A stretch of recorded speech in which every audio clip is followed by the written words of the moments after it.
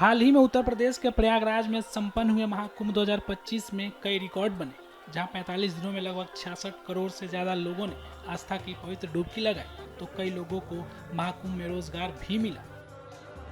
ऐसे ही एक success story Prayagraj के रहने वाले नाविक पिंटू महरा का है, जिन्होंने महाकुंभ के दौरान 80 नावों को चलाकर अच्छी खासी कमाई की। इस बात को उन्होंने खुद कैमरे पर कबूल किया। बहुत अच्छा कुंभ लगा। ऐसा कुंभ तो हम लोग कभी आज तक देखे नहीं, और एक बार और देखने का तमन्ना है कि योगी जी जब प्रधानमंत्री बने 12 साल बाद, मतलब प्रधानमंत्री रहे वो 12 साल बाद, उनके ही कार्यकाल में फिर महाकुंभ का समय आए, फिर एक बार हम लोग देखना चाहेंगे।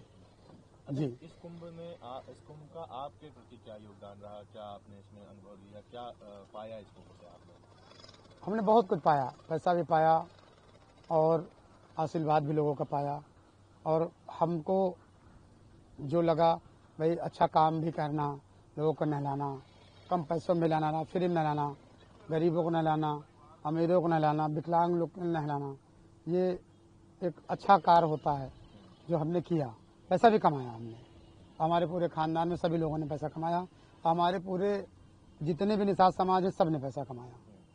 जी, योगी आदित्यनाथ जी ने भी तारीफ की है, आपने कहा कि जिस तरह से विपक्ष इल्जाम लगा रहा था कि नाविकों को नहीं मिल रहा कुछ, तो योगी आदित्यनाथ जी ने कहा कि नाविकों ने भरपूर कमाया। जी, भरपूर कमाया, जी भरपूर कमाया। विपक्ष तो कुछ भी कह सकती है, उसके लिए तो हम नहीं बोलेंगे। देखिए, हम तो राजनीति वाले हैं नहीं, छोटे से नाविक हैं, तो हम भाई नहीं बोल सकते हैं किसी के लिए। अच्छा बोल सकते हैं, बुरा नहीं बोल सकते हैं। जी, अच्छा, जीवन का दौर कैसा रहा? इस मुकाम तक आप पहुंचे हैं आज आप? जीवन का दौर बहुत अच्छा नहीं रहा भी अच्छा। खाने पीने का था, पिताजी थे तो अच्छा था, पिताजी एक्सपायर हो गए, उसके बाद चलता रहा, और इसको बनाने के लिए बड़ा मेहनत करना पड़ा। 6 महीने से बनवाना था, 6 महीने लगा है। उसके बाद उधार लेना, यहाँ तक कि सोना गिरवी रखना घर का, बहुत लोगों से उधार लिया, सबको दिया। जी, जिससे नहीं मांगना था उससे मांगा, क्योंकि उस समय पैसा नहीं था, पैसा नहीं मिला। जी, तो कैसे ये दिमाग में आया कि नाव चलवाएं? और हम नाविक हैं। 2019 में नाव से लोग बहुत पैसा कमाए जो नहीं कमाते थे, वही 1-1 लाख 1.5 लाख में कमाया। तो वो अर्थ था ना, 19 में अर्थ था। योगी जी ने इतना, उस बार जब योगी जी के रहते, मोदी जी के रहते, इतना पब्लिक आई 24 करोड़, जो कि बहुत बड़ी बात है। 13 में महाकुंभ में 12 करोड़ आए थे, 13 में बताइए, महाकुंभ में 12 करोड़, तो 19 में 24 करोड़। इसी को हम लोग देखते हुए हमको जो समझ में आ रहा था कि यही आ रहा था कि कम से कम 70 करोड़ आदमी आएंगे। यही मुझे लगता था, मैं कहता भी घर में कहता था कि 70 करोड़ लोग लगभग आएंगे, इससे कम नहीं आएंगे। और 76 करोड़ 70 करोड़ में बहुत फर्क नहीं है।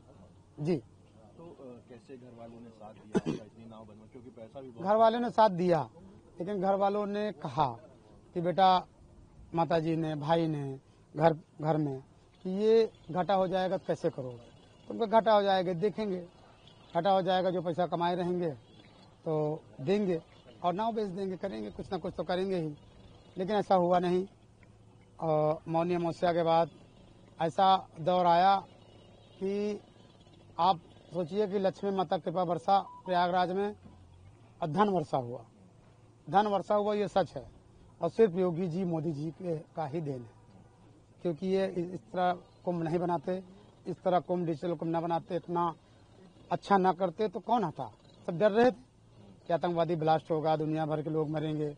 लेकिन योगी जी इतना सतर्क रहे, इतना कि देखिए हर तीसरे दिन यहाँ आते थे और खुद जायजा करते थे, हर चीज़ों का मुआयना करते थे। इसके कारण देखिए कुछ हुआ नहीं, और उन्हीं का देन है इतना भव्य कुंभ हुआ, अब प्रयागराज को विश्व में प्रसिद्ध कर दिया। आपको बता दें कि उत्तर प्रदेश में लगातार निषाद समाज को लेकर विपक्ष योगी सरकार पर हमलावर रहता है। अब इसके बाद सीएम योगी ने विधानसभा में महाकुंभ के दौरान नाविकों और निषाद समाजों की भूमिकाओं और हालातों को लेकर विपक्ष के सभी आरोपों को न केवल नकार दिया, बल्कि उदाहरण के साथ स्पष्ट भी किया। एक छोटा सा उदाहरण पर्याप्त है, बहुत सारे ऐसे उदाहरण हैं जिसमें प्रयागराज का है, और वह समाजवादी पार्टी इसमें ज्यादा चर्चा कर रही थी कि नाविकों का शोषण हो रहा है, नाविकों को देखभाल नहीं की जा रही है। मैं एक नाविक परिवार की एक सक्सेस स्टोरी यहां पे बता रहा हूं। ये नाविक परिवार जिनके पास 130 नौकाएं थी, 45 दिनों की अवधि में इन लोगों ने शुद्ध बचत की है 30 करोड़ रुपए की। यानी एक नाव ने 45 दिनों में 23 लाख रुपए की बचत की है, कमाई की है।